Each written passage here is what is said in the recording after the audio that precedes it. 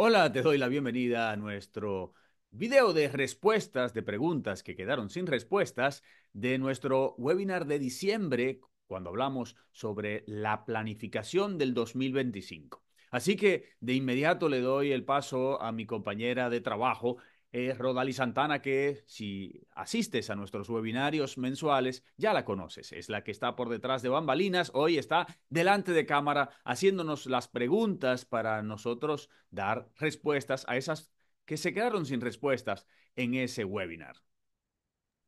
Hola Diego, un placer estar nuevamente por aquí y para poder ponerle voz a las palabras de nuestros participantes de ese webinar de diciembre 2024. Y la pregunta de una vez hecha por la señora Marianela dice, ¿cuáles considera las inversiones más estables a largo plazo para poder hacer algún capital importante para la vejez que no está tan lejos? Bueno, es que depende mucho siempre de cómo uno es, porque las inversiones, lo más importante es entender que uno es de una forma. Si yo soy una persona un poco nerviosa, que tiene miedo que puedan pasar cosas, no me puedo ir a largo plazo, o sea, inversiones de largo plazo, que serían, por ejemplo, los bonos del Estado. Si yo soy una persona que sé de inversiones, podría irme a esas, dejarme tranquilidad, pero con el agravante de que cada vez que esa inversión de sus beneficios, que puede ser cada 6 meses, cada 3 meses, cada año, esos beneficios tengo que reinvertirlos, porque no se pueden reinvertir en el mismo bono. Para personas que son un poco menos de largo plazo, pero que sí pueden estar gestionando más, están los certificados financieros o las AFIS, los fondos mutuos, que solamente tienen que poner el dinero ahí. Es cuestión de trazar un buen plan, porque aunque sea a largo plazo, las inversiones pueden ser de corto plazo que se van renovando automáticamente o que uno tenga que hacer un trabajito para tener las mayores ganancias. Siguiente pregunta pertenece al señor Julio, que dice, ante el panorama mundial y de República Dominicana de manera general, ¿cuáles serían los mejores instrumentos de inversión? Bueno, como mencionas, Julio, el panorama mundial es un poco complejo lo que nos está esperando. Desde que vino eh, la visión de que Trump iba a ganar cerca de octubre, ya se perfilaban las encuestas a que Trump podía ser el ganador, los mercados reaccionaron. Y reaccionaron porque Estados Unidos va a estar bajo el mandato de Trump con una imagen y con un mandato, digamos, completamente claro hacia dónde quiere ir, que es hacer a Estados Unidos grande otra vez. Eso quiere decir que ellos van a hacer mucho por el mercado interno, poco por el mercado externo, y eso ha llevado a que se fortalezca el dólar y además a que suban los bonos del Estado. Los bonos del Estado a 10 años han subido a niveles bastante altos que hace tiempo que no se veían, lo cual hace que los bonos de muchos países, a pesar de que los bancos centrales están bajando sus tasas de interés, suban también, porque se fortalece el dólar, la gente se va al dólar porque están subiendo los rendimientos de esos bonos, lo cual no es bueno para Estados Unidos, pero sí en parte para su mercado interno. Por lo tanto, lo que nos espera para ver en este próximo año 2025 es que las tasas de interés para los países van a estar más altas si sigue todo así y por lo tanto las tasas pasivas, las de rendimiento, también se pueden mantener un poco altas. Pero esto es solamente viendo el panorama ahora. Por eso hay que estar pendientes de todo lo que va pasando día a día para uno estar flexible y poderse cambiar de un lado a otro. Las bolsas están por los cielos, por lo tanto se espera en cualquier momento una corrección. Y Henry te pregunta, Diego, ¿es recomendable poner certificado financiero a un periodo de un año ahora? Sí, en este momento yo recomiendo un año porque es el tiempo que uno va a estar, digamos, fijo con una tasa que por el momento parece alta. No hace mucho tiempo que no teníamos tasas tan altas, se ha mantenido y por lo que decía en la respuesta anterior, naturalmente que estamos expuestos a que el mercado internacional se mantenga alto, a pesar de que los bancos centrales están bajando sus tasas, se mantenga alto y eso hará que los gobiernos tengan que pagar más por sus bonos y eso hace que las tasas pasivas no bajen, a pesar de los esfuerzos para que bajen, tratando de corregir aquellas tasas altas de la inflación que tuvimos años anteriores, pero es un mercado que está jalando por un lado y jalando por el otro, de tal manera que no sabemos qué va a pasar. Por eso sí recomiendo tratar de estar con una tasa más alta a largo plazo y no ponerse a corto plazo que si bajan estoy entonces perdiendo. Más alto de ahora, muy poco puede ser en caso de un caso extremo, digamos. Mariela te pregunta, ¿aconseja la inversión inmobiliaria en el país como una opción para invertir y proteger el capital? Les recordamos a quienes nos vean por YouTube que estamos en República Dominicana. Sí, me imagino que la pregunta, como tú dices, Rodali, viene de la República Dominicana, aunque tenemos personas de todo el mundo participando en los webinars, pero muchas personas como la compañía que hace este webinar es AFP Popular de la República Dominicana, muchos participantes eran de República Dominicana. Entonces, sí, yo recomiendo, pero la inversión inmobiliaria siempre es buena, siempre y cuando usted haga bien el trabajo.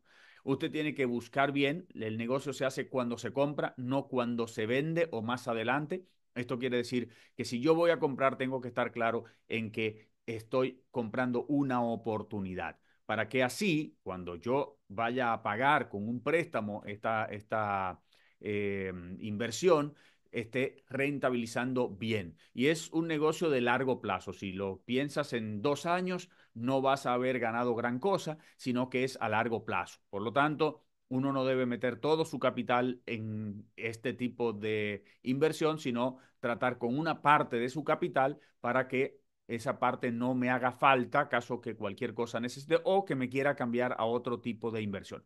Pero es buscar bien, es analizar bien el mercado, es ver bien hacia dónde puede ir esa región, esa parte donde estoy comprando ese inmueble y sobre todo hacer que los números cuadren, que lo que yo voy a recibir de inversión, o sea, lo que voy a hacer recibir del inquilino que va a estar en ese inmueble, sea suficiente para yo pagar la cuota o que yo también esté diciendo, ok, yo voy a poner parte de mi ahorro en pagar parte de la cuota para así cuadrar por lo menos los primeros años. Es un mercado interesante, es una inversión interesante, pero hay que estudiarla bien, no es así por así, sino que hay que conocerla muy bien.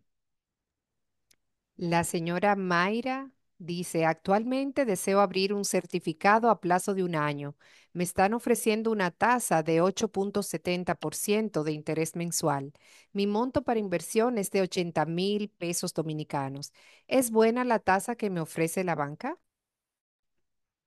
Esa tasa no es tan buena por el monto que tienes. O sea, por el monto, perdón, rectifico. Por el monto que tienes es muy buena la tasa, pero no es la mejor en certificados. Por lo tanto, yo te diría, tal vez vete a fondos mutuos de tal manera que puedas tener una tasa de retorno mayor, cerca del 10% han estado dando. Claro, está que puede ser que bajen, eso es lo que ha estado dando en el pasado, esa es la diferencia entre un fondo mutuo que te dice lo que dio en el pasado y el certificado es lo que te va a dar en el futuro.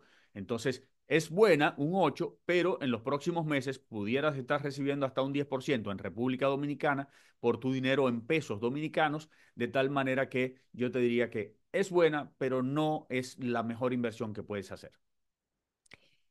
Marianela dice, en vista de la situación económica nacional que comenta, ¿en cuánto debería estar el porcentaje de ahorro? Yo siempre digo que el porcentaje de ahorro es algo muy relativo, porque depende de uno, depende de la época en que uno esté, etcétera, etcétera, etcétera. Por ejemplo, no es lo mismo una persona que está en la universidad y está trabajando, está recibiendo dinero, o que todavía vive en la casa de sus padres y ya es profesional y está trabajando. O una persona que tiene 2 hijos y tiene 30 años y tiene que mantener esos muchachos. Entonces, el poder del ahorro, lo que puede ahorrar, es diferente. Por lo tanto, es cada persona uno. Lo que yo siempre digo es sí, sí o sí, Mínimo 10% debe ir a un ahorro perpetuo, un ahorro que yo le llamo meta ahorro, más allá del ahorro. Es un ahorro que no voy a utilizar para absolutamente nada que no sea una inversión y creación de patrimonio. La pregunta que coloca el señor Martínez dice, tengo un certificado, quiero hacer otro en este mes. ¿Qué cantidad de efectivo debo tener para resolver lo que se presente? Muy buen punto. Uno debe tener liquidez. Entonces, si vas a poner los certificados a un año cada uno, en caso de necesitar el dinero, vas a tener que pagar una, ellos no le llaman así, pero yo le llamo una multa. Vas a tener que pagar parte de lo que recibes por haber cancelado el contrato que hiciste antes de tiempo. Por lo tanto, yo lo que digo es ponlo a diferentes plazos. Y si tienes tarjeta de crédito, puedes resolver algo en caso de necesitar liquidez efectiva. O sea, mi punto de vista es, mi primera liquidez es la tarjeta de crédito. Segundo, el dinero que voy cobrando. Y tercero, las inversiones de corto y mediano plazo. Corto y mediano plazo, o sea, un mes a 6 meses. Por lo tanto, no es no tener el certificado, sino ponerlo a un plazo que cuando venza tú puedas adquirir el dinero para poder pagar la tarjeta de crédito, por ejemplo.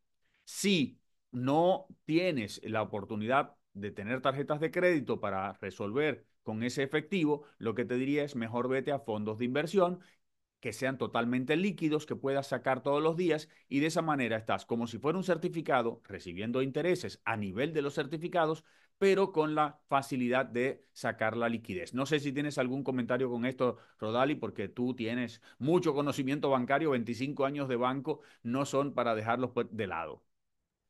Creo que has dado en el clavo y, como siempre, de una manera práctica que hace que se entienda perfectamente. Así que continúo con la siguiente pregunta. Odilis dice, en vista de que la inflación que se espera provocará una devaluación del peso dominicano, ¿es recomendable hacer inversiones en dólares? Las inversiones en dólares siempre hay que tener cuidado. Esto en el caso de Odilis parece que es República Dominicana, es el caso que estábamos planteando.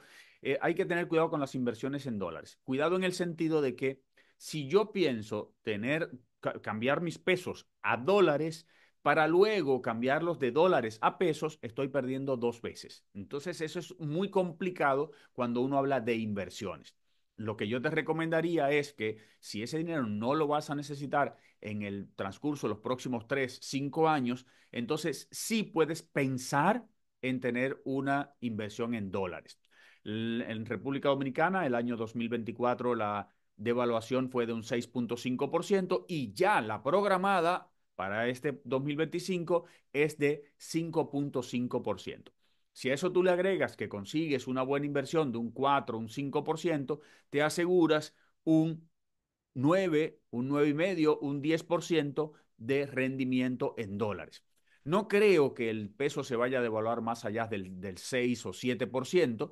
Por lo tanto, si vas a comparar esa inversión con una inversión en pesos dominicanos al 9, 10%, estás más o menos ahí casi igual. Pero si te preocupa el riesgo de devaluación, que se te vaya a convertir en menos tu dinero, entonces sí, eso vale la pena pagar la diferencia que pueda haber de un 1, 2% en rendimiento para lograr tú entonces tener esa tranquilidad que te da tener el dólar, o sea, tener dólares y no tener que estar pensando en se devaluó el peso, se devaluó el peso. Así que es cuestión mental.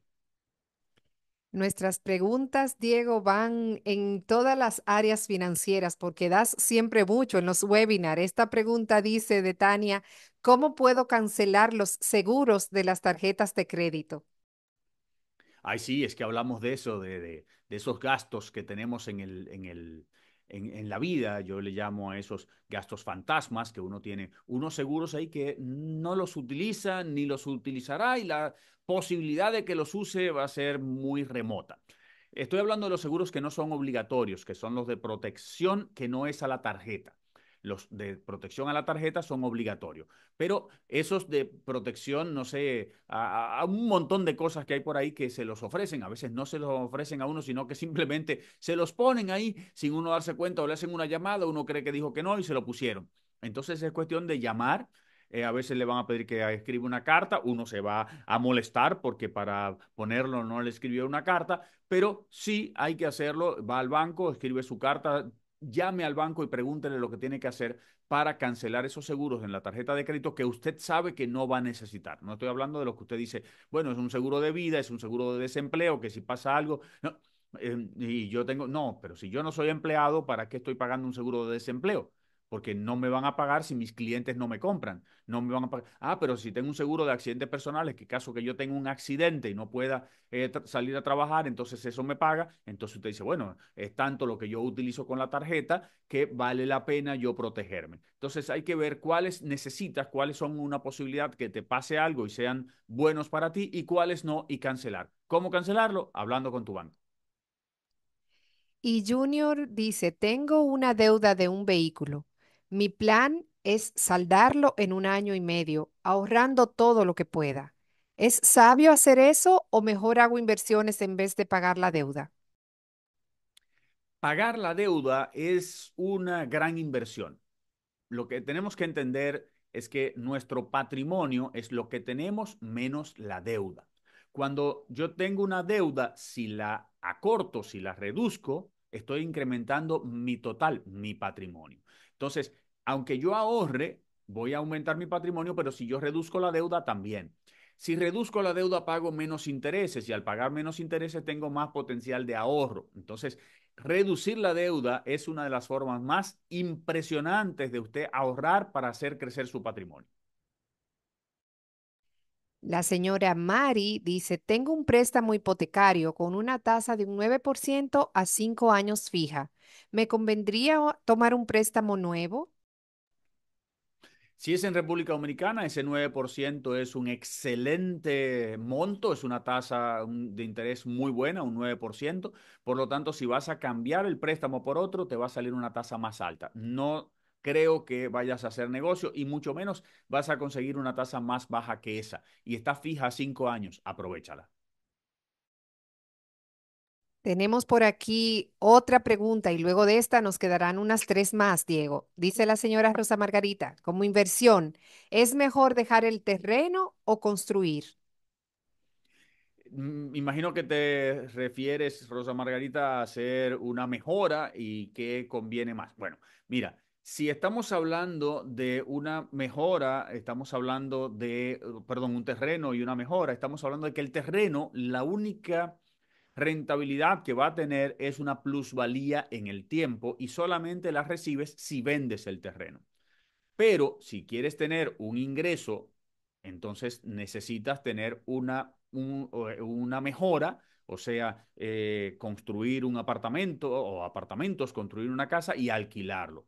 Entonces, si quieres también invertir para el futuro y que la plusvalía sea mayor, también es una forma haciendo una vivienda ahí para alquilar o para vivir tú misma. Entonces, el terreno por sí solo no toma tanto valor, pero si le construyes va a tomar más valor tanto el terreno como la vivienda. La pregunta es si tienes el dinero, ya sea para construir completo o si tienes el dinero para construir con un préstamo y poder entonces hacer el negocio de pagar el préstamo con el alquiler. Y la señora Belkis dice, ¿es recomendable comprar un vehículo al contado sin financiamiento si tengo los fondos? Sí, es rentable porque no vas a estar pagando intereses, pero tienes que reconstruir ese capital que tenías. Entonces, lo que hubiese sido a pagar de cuota, lo que haces es que lo pones y lo pasas a un fondo mutuo de inmediato para que comience a ganar dinero de inmediato. O sea, abres un fondo mutuo y si ibas a pagar, voy a decir un número, $100, 6,000 pesos, 20,000 pesos, lo que sea, tú dices todos los meses, sácame de mi ingreso el día tal o los días tal y tal, tanto para yo reconstruir ese patrimonio que yo tenía, aunque tengo un vehículo que es parte del patrimonio, pero yo hubiese ido a pagar una cuota. Esa cuota lo que hago es que la saco y ya la convierto en patrimonio nuevamente y ese patrimonio que tenía no se devalúa. Neri dice, tengo ingresos de varios negocios. El caso es que todo lo que me entra lo debo de préstamos al banco. ¿Qué me recomienda para desahogarme un poco, ya que solo me alcanza para vivir ras con ras, como decimos en República Dominicana? Es reorganizar eh, nuestra deuda, es hacer una consolidación, es ver si puedo pagar menos. Pagar menos significa conseguir tasas más bajas o un periodo más largo. Es reorganizarme porque si no, a la corta o a la larga, cuando suceda cualquier cosa o tenga menos ingresos, de inmediato la deuda va subiendo. A veces no nos damos cuenta que estamos pagando deuda con deuda y eso hace que nuestro patrimonio se reduzca porque nosotros no estamos realmente poniendo una deuda más pequeña, sino más alta. Entonces, lo recomendable es que busques una forma de reorganizar tus deudas, reorganizar tus gastos para que cada día tengas más en el sentido de que las deudas sean menores, aunque tu patrimonio no crezca, sí va creciendo al final porque la deuda se reduce. Y la última pregunta en este blog es de Juana y dice, ¿las tasas de los préstamos pueden variar? ¿Se mantendrán subiendo? Sí, van a variar, todos los años varían.